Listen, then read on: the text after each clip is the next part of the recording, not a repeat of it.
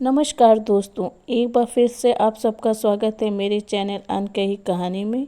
चलिए शुरू करते हैं हम अपनी कहानी। अनन्या एक छोटे शहर के छोटे से घर में रहती थी। उसके घर के हालात कमज़ोर थे। पिता दर्जी का काम करते और माँ घर में सिलाई बुनाई करती। पिता थक कर भारी आवाज़ में, बिटिया जितना हो सके पढ़ ले, लेकिन हमारी औकात बस यही है। अनन्या मुस्कुराते हुए, बाबा औकात से नहीं, सपनों से इंसान बड़ा होता है। कॉलेज में उसकी मुलाकात अभय से हुई। अभय शांत, समझदार और अनन्या की पेंटिंग्स का दीवाना था। अभय पेंटिंग देखकर, तुम्हारे ब्रश में जान है, ये साधारण लड़की नहीं, एक कलाकार छुपा है। अनन्या शर्मा कर, लोग तो कहते हैं ये सब बेकार है। अभय, लोग क्या कहते हैं वो मत सुनो, तुम्हारे रंग ही तुम्हारी पहचान है।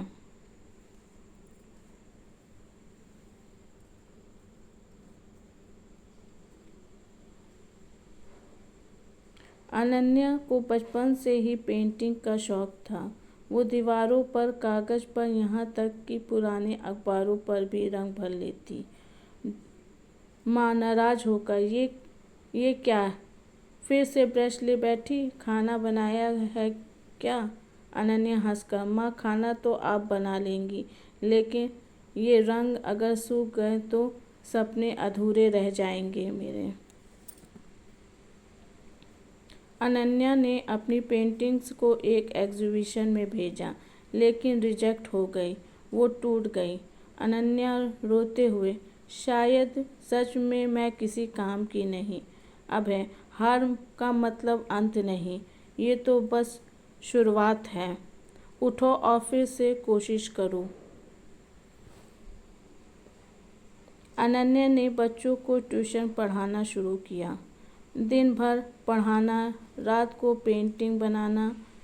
अनन्या खुद से, ये थकान नहीं है, ये मेरे सपनों की कीमत है। मुझे अपने सपने पूरे करने के लिए कोई रोक नहीं सकता। घर वालों ने कहा, पेंटिंग छोड़कर कोई नौकरी ढूंढ। उसके और अभय के रिश्ते पर भी सवाल उठने लगे। पिता गुस्से में, हमारे पास इतना समय नहीं है कि तुम्हारे शौक पूरा करें।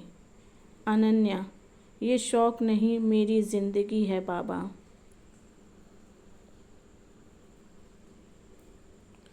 अनन्या ने ठान लिया कि वो शहर में अपनी पहली एग्जीबिशन लगाएगी। पैसे नहीं थे। अभय ने अपने सेविंग उसे दी। अभय, ये पैसे तुम्हारे लिए हैं, मेरे नहीं। अगर तुम्हारे सपने पूरे हुए तो मेरी ज़िंदगी पूरी हो जाएगी। अनन्या, आंखों में आंसू, तुम सच में मेरी सबसे बड़ी ताकत बन गए हो।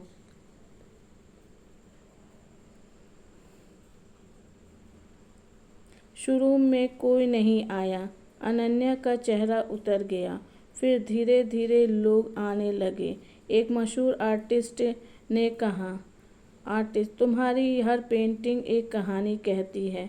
तुमने हार को भी रंगों से जीत में बदल दिया है। यह सुनकर अनन्या बहुत खुश होती है।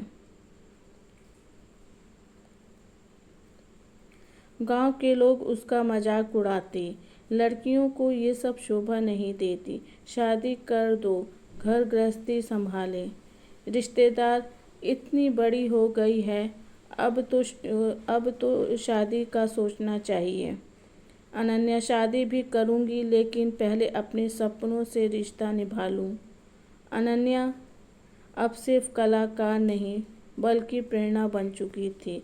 उसने अपने गांव की लड़कियों के लिए आर्ट इंस्टीट्यूट खोला। अनन्या, जिन्होंने कहा था कि मैं नहीं कर सकती, आज वही कहते हैं, तुमने कर दिखाया। धन्यवाद। अगर आपको ये मेरी कहानी अच्छी लगी हो तो प्लीज़ लाइक कीजिएगा और मेरे चैनल को सब्सक्राइब करना मत भूलिएगा, और साथ ही साथ बेल आइकन भी दबाना ना भूलिएगा, जिसे ऐसी अच्छी अच्छी कहानियाँ आपको रोज़ मैं सुना सकूं। धन्यवाद।